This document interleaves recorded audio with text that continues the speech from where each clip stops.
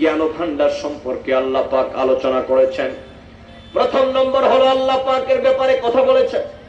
যেমন আল্লাহ পাক বলেন, এই সূরাখানা আপনি তেলাওয়াত যখন শুরু করবেন তখন আপনি দেখতে পাবেন ওই সূরার মধ্যে আল্লাহ পাক বলেছেন, তাবারাকাল্লাযী বিয়াদিহিল মুলকু ওয়া হুয়া আলা কুল্লি শাইইন কাদির। জোরে বলুন আল্লাহু আকবার। আমার কথা কি বোঝা যায়? মাইকের আওয়াজ যতই হোক আপনারা বুঝেন তো?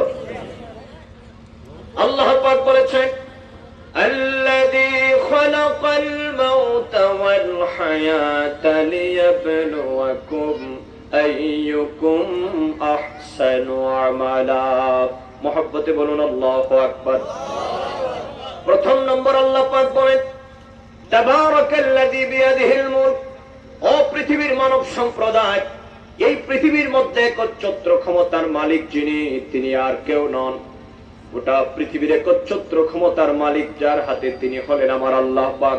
কথা বুঝে থাকলে আমার বাবারা, জীবনের গুনাহগুলো যেন মাফ হয়ে যায়, আমাদের আমলনামার মধ্যে যেন নেকি দ্বারা ভরপুর হয়ে যায়।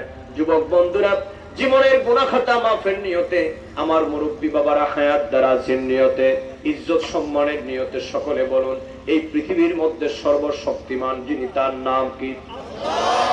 আল্লাহ পাক বলেন, তাবারাকাল্লাযী বিয়াদিহিল মুলক। সমস্ত ক্ষমতার একচ্ছত্র মালিক হচ্ছে আমি আল্লাহ পাক।